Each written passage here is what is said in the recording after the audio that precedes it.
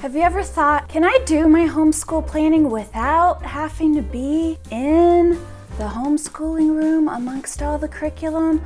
If I'm going out and about and going to a kid's soccer practice or a music lesson, I want to be able to plan my homeschool. Well, that is why I did so much upfront planning that I talked about in the first 3 videos of my homeschool planning series. And today is all about my planning binders. Hey guys, I am Rachel and this is my 8th year homeschooling. And I have to say, every single year that I have homeschooled, I have planned it differently, meaning I've gone through a different process to figure out how I can keep on top of my year and be the most efficient homeschool mom I can be during the year. Now, if you saw my kind of homeschool room organization video I did earlier this year, I was prepping all the things, right? This is what I was prepping. I'm not kidding you when I say I know for a fact that I printed more than 1,000 pages. Okay, a lot of it was curriculum because my high schooler has a lot of online curriculum that I printed off, getting the beautiful math and things like that.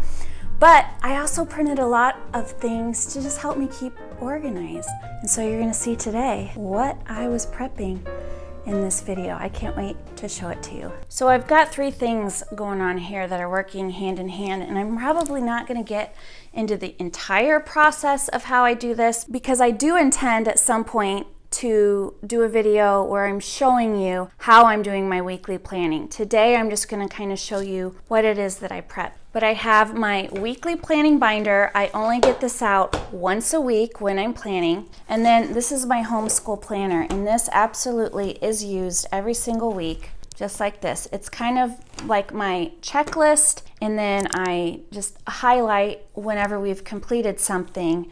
It's highlighted, and it helps me because if we didn't do something some week, then when I'm planning the next week, I can look back here and say, okay, we didn't get to bird lesson 4, so then I can add it to the next week. This is what I'm planning in, and I'm utilizing this to do the planning and this on a daily basis. Okay, so I want to start first with the weekly lesson planning binder, and then I'm going to just quickly show you because they kind of all are needed in order to explain. So first, my weekly lesson binder. This is what I use in conjunction with my homeschool planner. This is what I take with me if I'm going to try to plan on the go. This is my portable planning right here. I did make a table of contents because as you're learning new habits, often, there's new organization and you don't always remember what's in here. So I went ahead and put this on the front. So in case I'm looking for something, this is a quick reference to say, oh, if I'm looking for Drew's lessons, here's all of his subjects again. Okay, this is the order that they're in the 5th tab. Enrichment includes art and film and recipes and so on and so forth. This is the order of things. So each of these tabs here correlates to the tabs that I have here in my binder. So you can see these are, again, my favorite binders from Staples. You can find them on Amazon. I will link them in Amazon below, but otherwise I go to Staples for these. And these are my favorite tabs, binder dividers. They are from Avery, and the reason that I like them is because 1, they're beautiful and they're bright, but they have these pockets on both sides, and these pockets are so handy. Okay, so anyway, here are the tabs that I have here. Weekly planning, family lessons, Brave Writer, my girls' math and language arts, Drew's lessons, enrichment, celebration planning, games and activities, and then Brave Writer lifestyle. And it all goes the same thing here. So even my weekly planning stuff, I think when I made this table of content, I had only intended it to be course of study, but I decided to add some other things here. So it's actually weekly planning, but my course of study is in there. And then everything else correlates with these tabs. So when you're planning on the go, a lot of times you might need things. So as I have done this over the course of several weeks, I have added some things in here. I didn't necessarily start with them all. But I have this Post-it notepad is so like as I'm noting things that I need to do or maybe a supply list, I can write it on here.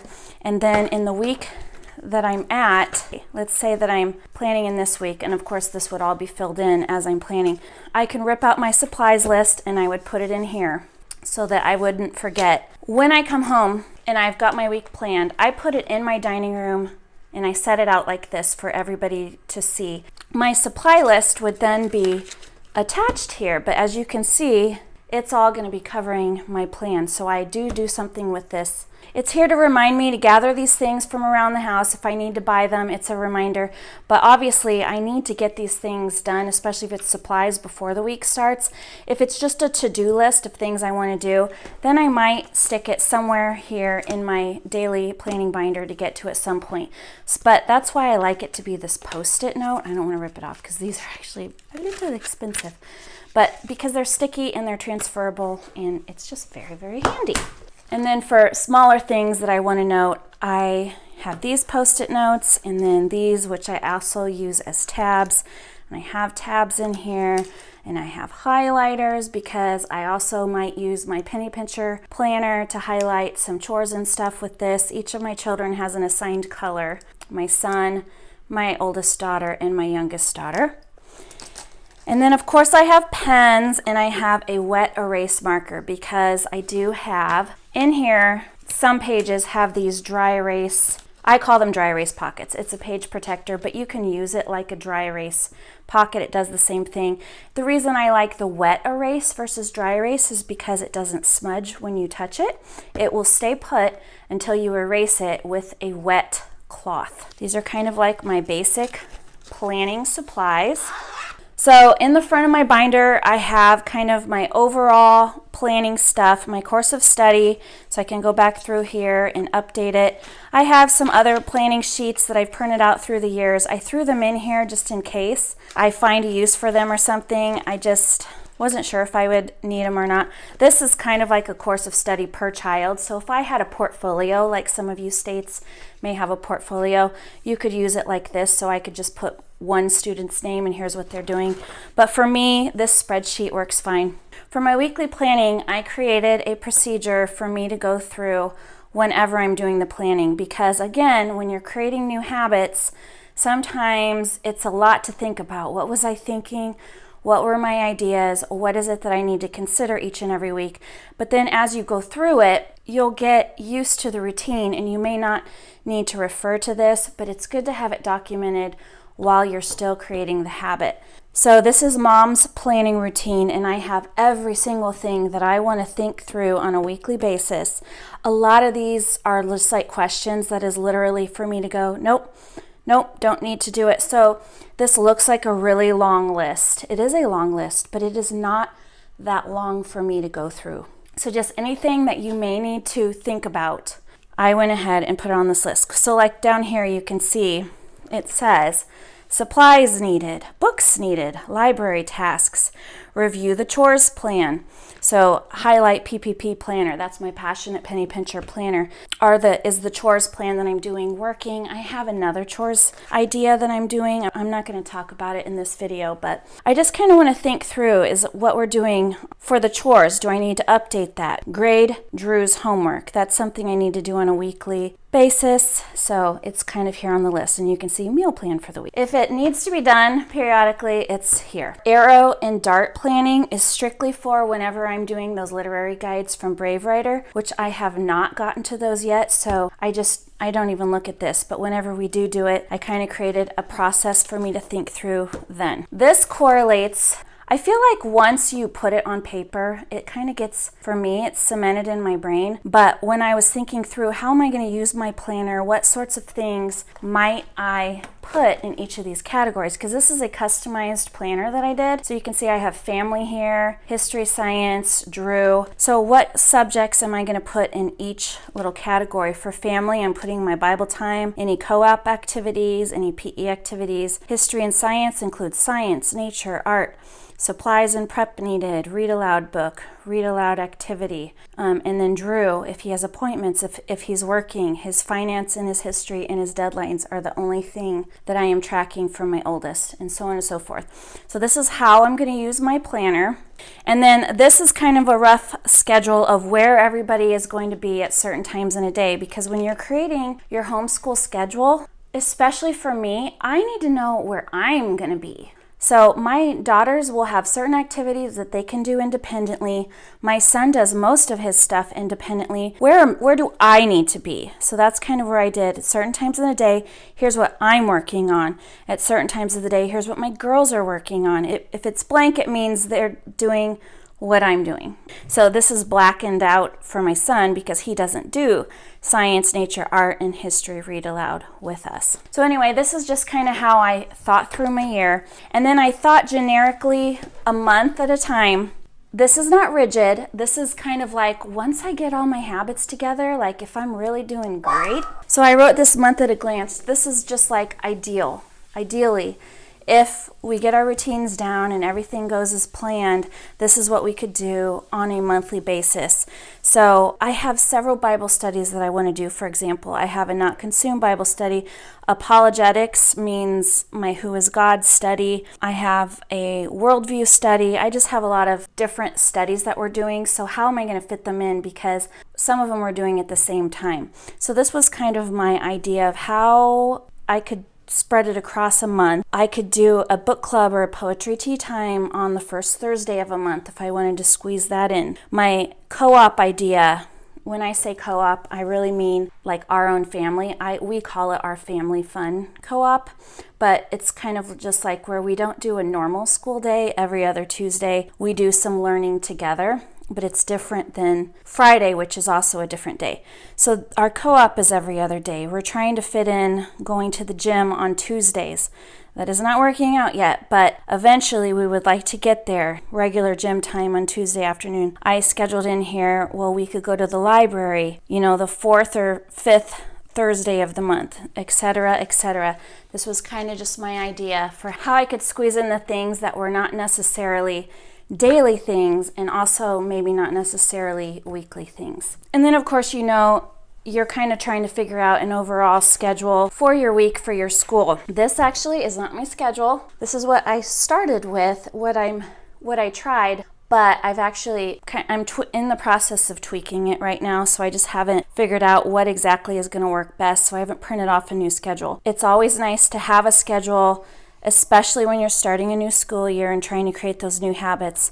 And it would help me as I'm scheduling our work. That's why this is in the weekly plan, because this schedule is also in my daily planner. I still wanted it in my weekly plan so that I could figure out where I wanted to schedule certain things. So I threw some of my other procedures in here, again, just to help me as I'm scheduling out our week, because like my geography activities here, I have a list and I'm kind of looping through this list. I kind of want to choose these ahead of time. So I have these in my weekly planning binder. And you can see like I'm not doing them in order, but I have the check boxes to know here's what we've already done.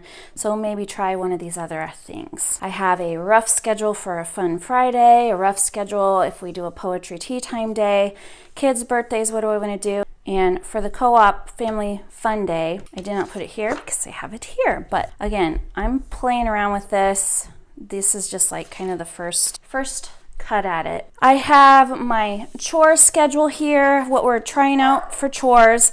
I've told you guys before, like, I usually do a morning chore, an afternoon chore, and I've had it on my schedule before. But this year I was struggling with my older kids, particularly my middle child, who is now a teenager. She needs to take on more responsibility, and just overall, there's little things that your kids can do every single day to really help keep the house tidy. And so I decided to give them more of those things, which required a bigger sheet of paper. So we're trying this out, and I will probably do a video at some point once it's more solid. My to-do list is still in here, but I could probably get rid of that now. Okay, so then the next tab is my family lessons tab. So this is going to be in order of the lessons that we do together as a family. Up front, I have worksheets. We're currently reading the biography for George Mueller, and I have created some worksheets. I've printed off some worksheets. Let's say this week I decide I want them to do this map, then I can pull this out. I'll transfer it to my daily planning binder. But this is kind of like the current stuff that we're working on, but maybe I'm not using this particular week, but I will be using in a future week. It goes here. Then I've got my Faithopedia schedule. I explained this to you in the last video. This is kind of going down by weeks. I did my best to kind of correlate what I could with some of our read alouds. So see, this says week 1. My read aloud here is George Mueller. And so George is going from, I actually started reading him before school, that's why it says 00. But George is supposed to be done by the time I get to week 4 on Faithopedia. And right now I'm actually on week 3 of Faithopedia, so we're actually going a little bit slower, but that's okay. The orange here means there's some sort of enrichment activity. So this is at a quick glance. I can tell every single week, oh, I had something in mind for this. Oh, I had something in mind for this. Like Johann Sebastian Bach, I'm positive that I highlighted that because I thought I'll pull up some Bach music from YouTube and maybe we'll listen to that during our art class or something like that. So most of these have to do with movies that I know of or documentaries that I know about or music. I've got my read aloud schedule in here, so as I finish books I can say, okay, what else did I have in mind? What else could we do next? If I want to skip around, I can skip around, I can do whatever I want, but I like that it's down here so that I don't have to think, okay, what should we do next? The next subject I have here is science. I told you this is my lesson list, so I did not recreate the wheel with science. But these are the units that I had for this year, for hopefully for us to get through from the good and the beautiful. And I noted how many lessons each of these has. For the birds, there's 18 lessons. For mammals, there's only 14. And for botany, there's only 13 lessons. So that's very helpful for me to know. And then I noted here which ones have activities, which actually looks like most of them, except for lesson 9. And then I have other ideas down here. So I actually signed up for an Adopt a Cow program for when we do mammals. That's going to be fun. That's kind of a local thing around here. We're adopting a cow. We're going to be getting emails about a specific cow in our area. But anyway, the science unit that we're on, I grabbed the supply list and I put it in here. So as I'm planning my week, and I know which lesson we're doing, then I can come here to lesson 5. These are the things I need to make sure I've gathered. And I already went through every single supply here and circled the ones where I thought I might need to buy those ahead of time. And most likely I've already bought them and they're in my science supplies. And then other ideas for what we could do for our science unit. And then apologetics lesson list. We started Who is God a couple years ago and I really would like to finish it this year. I printed out this list, and so if I'm planning and I want to know what kind of assignment my kids might need to have, that's why I wanted this also, because their notebooks are the journal part. So any sort of apologia curriculum you may have, this is how it's going to be set up. This is textbook reading, and then this is the notebooks. My next tab here is Brave Writer, because Brave Writer gives you all kinds of pages to help you plan out your writing program. I am not using them right now, but I went ahead and threw these planning pages in here. Instead of printing out one of these for each writing project, I just printed out one and I put it inside this dry erase. So if I want to plan ahead for some of these things, and then you can see there's Brave Writer lifestyle stuff down here. But currently, we're on project 2, and I have not used this one bit yet. So I don't think I really need this, but I'm going to keep it in here just in case, because we also have not done the arrow guide yet, which I am going to include in here pretty quickly.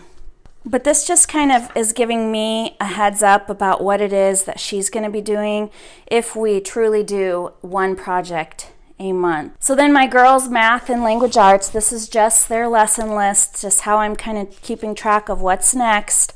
I did for my daughters the good and the beautiful language arts, since they do geography. I noted which geography features they were studying, just in case I wanted to know. I don't know if I'm going to care, but since I'm not using the language arts traditionally, because we're not doing the writing parts of it because I'm doing Brave Writer, I wanted to note the geography in case I wanted to skip stuff. And then this is her Brave Writer lesson, so where are we at here? Again, I'm like way behind on check marking this. I think I'm going to put that on my planner for next week to update this. But that's kind of like my retrospect, right? So I've seen lots of YouTube videos where homeschool moms are saying that they don't plan ahead like this, that they only write in what they did. I need to plan ahead because I need to be able to have my daughters look and say, what can you do on your own because I'm working over here? What can you do next? And then they can cross these off as they get them done.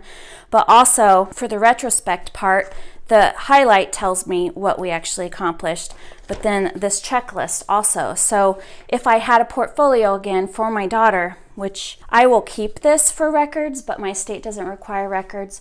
If your state required a portfolio, you could check these off and keep it in the portfolio to say, this is what we accomplished this year, and then you could just have samples of your work in there. So same thing for here. I'm checking off the math, and then I put my daughter's mental math sheets that are coming up all here. These are not the ones we're working on, but when we complete the one that she's currently working on, then I will pull this one in because I printed off the good and the beautiful math, so this is not in a neat, tidy book. Here's one thing I want to note too about my planning binders. I have this little sticky note here that says mental math future enlarge lesson binder. So when I get through all of these worksheets, how many times does this happen? You're done and then you're like, okay, but I have more. Where did I put them? Where did I put the other worksheets? I can't remember where I put them. So if I thought there was a chance that I might not remember where I put something, I put it on this Post-it note and I put it right here at the point where I'm going to need to know. And this is my future lessons binder. So see, this says mental math future enlarge lesson binder. This is my large lesson binder. In tab 3 for math, there it is, the good and the beautiful for mental math. So tab 3 math, here is the good and the beautiful mental math right here. So there's no question where everything is. Same thing for, I don't really need to give you a tour of this lesson binder, so I guess I'll just show you right now. But it's the same thing with my Brave Writer stuff. When we finish George Mueller and I'm moving on to Brother Andrew, missionary worksheets, they're all in here in tab 2. So here's my tab 2, my missionary worksheets. Here's my Brother Andrew stuff that I had printed out for him. For Brother Andrew, looks like I only have some maps. For Corey Ten Boom, I have some other worksheets that I found on their website, some coloring pages. So this is just handy. This is future games I could play, future lessons, future curriculum that I'm not to yet. And you can see this is like a, I don't know if this is a 3-inch binder or 2.5-inch binder. It's pretty big. This is the biggest binder I have. And it's also pretty full. I don't want to be lugging this around with me everywhere. I don't want to be taking it with me on weekly planning because I don't need this. Some of the stuff I'm not going to get to till like March or April. So why do I need to lug this around? So it is in my future lessons binder, and I have the Post-it notes here to remind me of that when this planner is at the end of its content. Okay, so the next thing I have here are Drew's lessons. This is the binder that I bring to my one-on-one with my son. This is where I go through what we're going to talk about and what I make notes on. And then I'm kind of keeping track of where we're at here with this because I just want to make sure that I am keeping up with knowing where he's at in the school year, so that, because this history is a lot, and the history is actually something where I might cut out some lessons at some point. And so if I do, I have all of the themes of each week, and I could say, you know what, let's just go ahead and skip lesson 9 and just move on to lesson 10. It's going to be fine. We can do that, and then I can cross it out here. His literature guide lessons and what I had planned out for him for each week here so that I know what he's supposed to be doing. These are the things that I refer to during our one-on-one. So I don't use this to plan in here because I'm not planning out his work. He's planning out his work. We use the Mardell Student Planner. You can check out this video if you want to see that. I probably will do a video at some point about my student organization and maybe explain a little bit more there. But my son decides how he's going to get his work done daily, but there are certain touch points that I want him to get at. So this just helps me kind of catch up and make sure he's not falling too far behind. And then I kind of have his touch points that he needs for all of his literature guides. I redid what I wanted him to do for IEW, so that's why I have a lesson list here, because IEW has 24 lessons. I spread it out a little bit longer for him. So this is how I scheduled him out And then we've got our finance stuff here. Finance syllabus.